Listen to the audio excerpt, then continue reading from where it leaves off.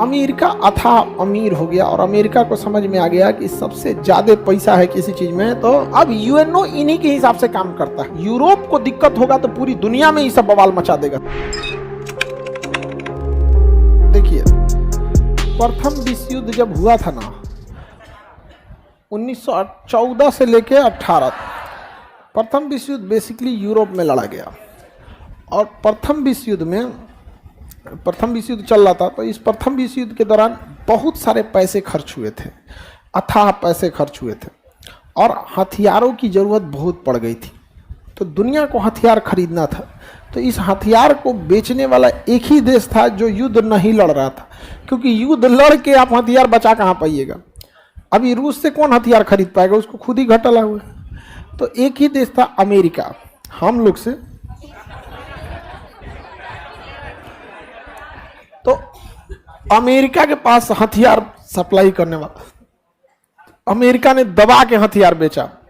और सोना जो था, सोना उस समय सोना से ही व्यापार होता था, तो अमेरिका के पास सोने का भंडार भर गया यहाँ और खूब बढ़िया से अमेरिका ने पूरा अपना स्टॉक बना रख लिया था। तब तक द्वितीय विश्व युद्ध आया।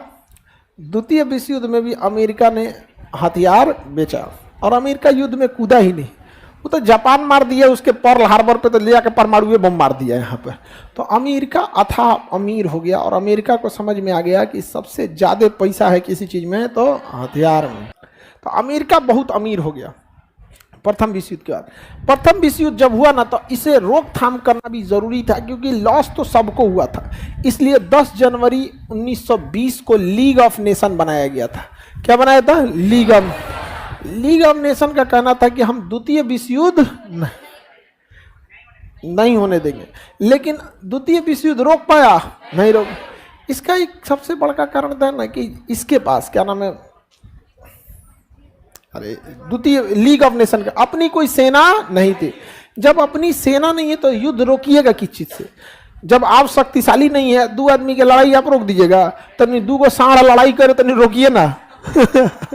बताएगा सब आपको, वो दो को लड़ता है सब ना, तो किसी को नहीं देखता है, सब कार और उलाट देता है, सब गाड़ी उड़ी कुछ काट देता है, सब बहुत जबरदस्त लड़ाई करता है सब। तो इसके पास अपना ही सेना नहीं थी, जिस वजह से ये द्वितीय विश्व युद्ध को नहीं रोक पाया और द्वितीय विश्व युद्ध हो गया। फिर द्वितीय विश्व खत्म हुआ तो 24 अक्टूबर 1945 को यूनाइटेड नेशन ऑर्गेनाइजेशन बनाया गया और इसमें कहा गया कि जो जो इसका सदस्य रहेगा वह अपनी सेना का कुछ हिस्सा इसमें देगा, ताकि विश्व में शांति लाया जा सके, विश्व में शांति लाया जा सके। अब इन दोनों ही मामले में अमेरिका चाहता था कि लीग ऑफ नेशन अमेरिका के हिसाब से काम करे। अब लीग ऑफ नेशन तो रहा ही नहीं, लेकिन लीग ऑफ नेशन के संस्थापक थे यहाँ के ये वुडरो विल्सन, अमेरिकी राष्ट्रपति वुडरो विल्सन। लेकिन लीग ऑफ नेशन तो सक्सेस हुआ ही नहीं। अभी कौन चल रहा है? यूएनओ की स्थापना की अमेरिका के राष्ट्रपति Roosevelt, British prime minister Winston Churchill और रूस के उस समय के राष्ट्रपति स्टालिन।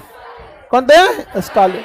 3 लोगों ने किया और यूएनओ को इस तरह से डिजाइन किया ना कि सारी शक्तियां इन्हीं लोगों के पास रह गई। सारी शक्तियां किसके पास आ गई? इन्हीं के पास। अब यूएनओ इन्हीं के हिसाब से काम करता है। अब जैसे देखिए, अफगानिस्तान में हुआ, सब आ गया, सब अफगानिस्तान को चौपट करके चल गया। इराक से हमें अच्छा मात्रा में पेट्रोलियम मिलता था, इराक में हमारे लोग काम करते थे।